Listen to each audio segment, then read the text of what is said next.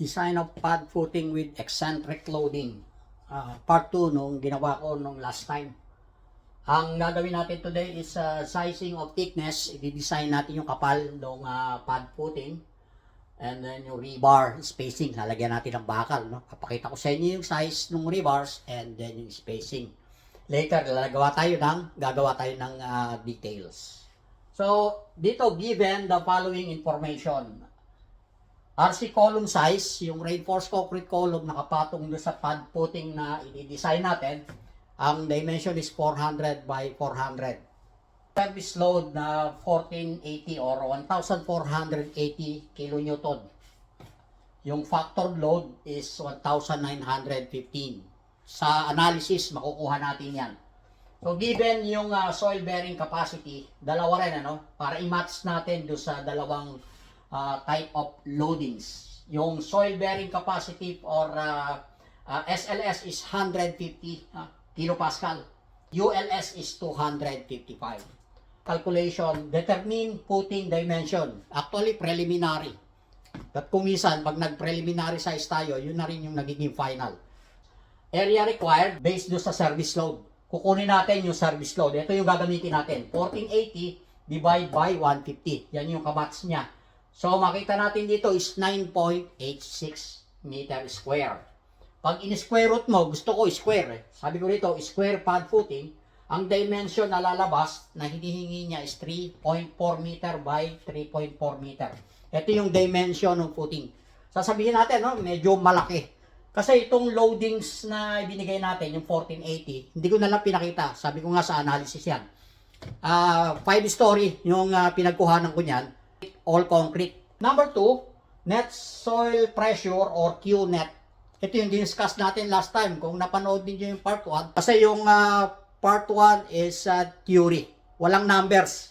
I-apply natin yung the same principle or theory na tinuro natin yung part 1. So ngayon naglalagay na tayo ng figures. Soil pressure or QNet equals 1915. Ginamit ko na yung factor load, ultimate load design.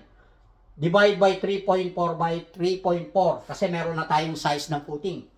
So makukuha natin dito ang average soil pressure sa ilalim is 165 kilonewton per square meter.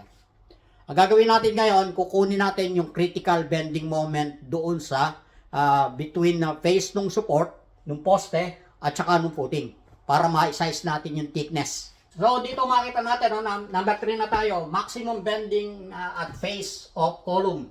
Yung dimension, sabi natin, is 400 by 400. Nagawa ako rito ng isang section, wala sa gitna yung poste. Yung poste na yan, nakadikit siya ron sa property line. Ito, property line, itong outer face ng column. So, kung meron tayong soil pressure, ito yung in-explain natin last time, sa part 1. Hindi even yung soil pressure sa ilalim. Dahil yung poste is doon siya sa leftmost. So, mas malaki ang magnitude dito sa left compared do sa right. So, ang mangyayari niyan, trapezoidal yung magiging soil pressure. But yung 165 kPa, kinumpute natin base doon sa dimension na nakuha natin kanina. Magkakaroon tayo ng ratio and proportion. Nakuha ko sa Q1, yung maliit na part, niredraw ko dito sa baba, 10 kN per meter. Doon naman sa Q2, doon sa mas malaking part, ito is Q2, is 155 kN per meter. So, nagbabari siya, trapezoidal yung loadings. Force diagram, sabi ko rito, at face of support, ito yung face of support, kasi 400 yung dimension ng poste natin, kung 3.4 meters yung original dimension na dinisign natin, alisin natin yung 400 mm or 0.4. Yung natira, yung haba niya, yung net length is only 3 meters. Dahil 3.4 minus 0.4 will give us 3 meters. Ito, 3.4. Inalis natin yung 0.4. Ito yung dimension ng poste. Meron tayong soil pressure 1 at saka soil pressure 2. To complete yung trapezoidal loading, hinati natin para madaling makuha yung centroid nung ang force na nanggagaling sa lupa. So, pinaghiwalay natin. Ito meron tayo 10 at saka 155. Yung isa, rectangular, and then the other one is 155. Yun yung triangle. SP1 and SP2. Ito yung nakuha ko. Kasi i-apply natin yung maximum bending. nasaan ang maximum bending. Kung nakita nyo tong pinula natin, binilugan ko dito sa baba, sa ilalim. Nandoon ang main reinforcement. Pagka na-design natin yung bakal, dito natin ilalagay sa ilalim. So, ang tendency niya, kung nakita nyo to, kung ito ang exaggerated, elastic bending ng foundation after may i-apply natin yung loading, ng soil pressure, ganyan ang mangyayari. Kaya ito yung net length, 3 meters. So, nakuha ko, maximum bending is 277 kilonewton meter. Eccentric, sabi ko rito. Kaya meron ako ditong simplified drawing. Yung drawing natin dito, ito yung line, naka-eccentric yung loading natin. Yung 277. But kung itatry ninyo yung concentric, the same pressure sa ilalim, yung 165 kPa, gamitin nyo, igitna ninyo. Ang magiging lever arm niya is only 1.5 compare dito. Ang nakuha ko sa concentric is only 185. Imagine niyo, laki ng diferensya. Kaya importante, pag nagdi-design tayo ng foundation, alamin natin kung concentric pa or eccentric. So, ganun ang nangyari. Nakuha natin 277 kilonewton meter. Hindi natin gagamitin to sa design. Itong kailangan natin, yung eccentric, dahil yung topic natin. Pinakita ko lang sa inyo para ma-compare natin. So, okay, ang gagawin natin, magsasize tayo ng, unahin natin yung thickness. And then, yung susunod natin, yung rebar. So, kanina, yung dinesign natin yung thickness base sa flexure formula. Nakuha natin is only 200 something millimeter. So, manipis, Manipis. Kasi as rule of thumb, sa nalalaman ko, yung minimum thickness ng pad footing, it should not be less than yung least dimension ng poste. But sabi ko nga, ang thickness or yung dimension ng poste na ginamit natin is 400 by 400. Dapat yung minimum thickness ng foundation natin, pad footing, should not be less than 400. So, gagawin natin, preliminary size 400 gamitin natin. And then, i-check natin sa punching. Kasi, kagaya na in-explain natin dun sa first part ng video, yung punching shear, isa sa way of determining or sizing of thickness ng foundation. So, makikita natin dito sa drawing, So, sa board, pinakita ko dito yung formula ng punching shear. Ito, punching shear equals PB divided by area of punching multiply by reduction factor. Sa left, makikita natin yung drawing, ginawa ko red.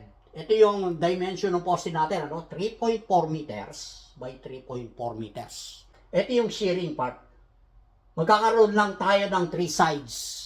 3 sides. Unlike yung mga conventional foundation na ang poste nasa gitna. 4 sides yung nagre-resist sa punching. While this one, magiging 3 lang dahil wala nang magre-resist dun sa leftmost. Kung makikita natin dito, meron akong A at saka B. Magkaiba ng dimension yan. Kung titignan natin yung A, ano yung A na yon? 0.4. Saan ang galing yung 0.4? Yun, yung 400 mm na size ng poste. Maglagay tayo ng kalahati. Kasi yun ang yung theory, yung critical shear ng footing is half ng thickness. Sabi nga natin, kung magkakaroon tayo ng preliminary size o assumption natin, 400, kalahati ng 400, dinagdag ko, 0.4 divide by 2, kaya 0.6. Para dun sa A. Para dun sa kabila, madodoble, hindi siya hatiin dahil dalawang dulo. So, 0.4 din, plus 0.4 equals 0.8. Dito makita natin, nilagay ko PV, anong meaning ng PV? Punching force from soil pressure. At yung area ng punching, yun ang makukuha natin mamaya. Kailangan nating malaman yan yung net area. Hindi yung 3.4 by 3.4. Aalisin natin yun. So mamaya makita nito sa baba. So yung VP, yung VP, yun yung epekto. Effect on resisting edge on perimeter of column. Yun yung sinasabi ko kanina. Maglalaban silang dalawa. Kailangan magkaroon tayo ng enough thickness para hindi lumusot yung foundation o yung poste doon sa footing. Allowable shear resistance of concrete, ito yung formula, equals 0.33 multiplied by square root of F prime C. Pag in-apply natin yung 21 MPa na specification na ginamit ko, 1.55 kilonewton. So, yun yung allowable. Dito natin ko-compare.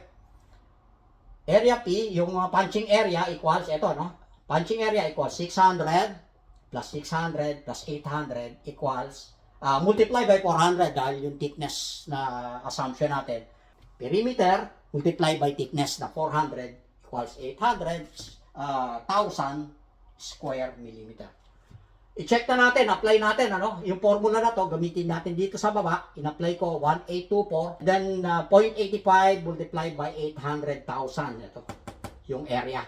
0.85 yung reduction factor, no, ginagamit natin sa punching. Nakuha niya is 2.68 kilonewton, greater than 1.52. Ibig sabihin, ano yung 1.52? Yun yung allowed. O, 1.55, ano, yun yung allowed. Sabihin, nag-exceed siya. Nag-exceed yung force, yung punching shear. Sabihin, hindi tama, no? Not good. Lagyan natin, no? Not good. So, ano ang gagawin natin? Kailangan natin mag-increase ng thickness. Pinoprove lang sa atin dito, mas malaki yung actual shearing force doon sa perimeter. Kaya kailangan natin kapalan yung thickness. Hindi na pwedeng 400 mm na nilagay natin na thickness. I-try natin mas makapal. Gamitin natin 600 mm. Palitan natin yung kanina na 400, kaya ito magiging 0.6 yung dalawa. So, ang answer niya is 0.7 for A, at saka yung 1 meter for B, ano, yung dimension. I-apply na rin natin dito sa PV or yung punching force. Pinalitan lang naman natin, kaya ginawa ko red para kita nyo kagad. Ano. Pinalitan natin, ang nakuha ko, mas lumiit, 1,791 kilonewton. Nung kapalan natin, yung thickness nung foundation. Ngayon, ang mangyayari dito, i-compare natin dun sa punching area. Yung punching area is 700. Ito, no, nagpalit tayo, no? 700 na, no? 700 at saka 1,000 mm. Ito, yung 1 meter. Pinalit na rin natin dito, multiply by 600. Pinalitan natin, no? 600, ano? Pinalitan ko to. Yung nakuha natin, actual punching area. Perimeter, multiply yung thickness na 600 mm. Ang total is 1,440,000 square millimeter. Substitute natin dito sa formula. Balik ulit tayo rito. Ito yun, ano? Nilagay natin. Yung 1791 at saka yung 1,440,000 square millimeter. Ang nakuha na natin is 1.46. Ito yung actual punching. So, mas malaki na yung allowable. Meaning, yung thickness na 600 mm is adequate. Bakala natin, base rin sa thickness na 600 mm and yung dimension na 3.4 by 3.4. Rebar sizing. From relation AS equals rho BD, 0.005 multiplied by 3,400 yung dimension ng footing, multiplied by quantity 600 minus 100. Naglagay ako ng reduction o deduction of 100 mm para dun sa concrete cover provision dun sa ilalim. So, ang answer is 8,500 square millimeter.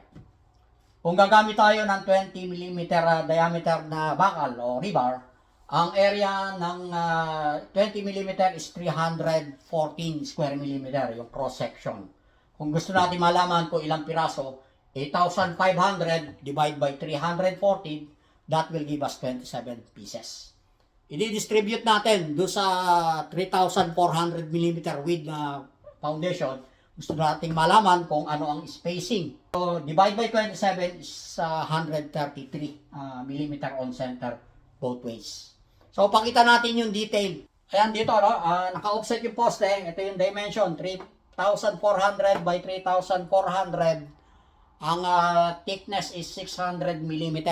Ito yung bakal, ano? Both ways. Ito, diameter 20 mm at 133 mm on center. Yan ang detailing. Yan ang magiging bakal natin. Sa ilalim lang. Although 600 mm siya, merong gumagawa. Yung ibabaw nilalagyan na nila ng top bar. Pagka if it's more than 500 mm. So, kahit wala. Para sa akin, pwede na kahit wala. No? Pero kung minsan naglalagay tayo, lalo na kung merong moment dun sa pundasyon. Nagkakaroon ng rotation. May end rotation yung poste. Naglalagay ako ng additional top bars. So, ibang topic yun, ano? Next time, gagawa ulit tayo para doon naman. Salamat po. Kung may mga tanong, question lang, sabihin nyo lang, message nyo lang at sagutin natin. God bless.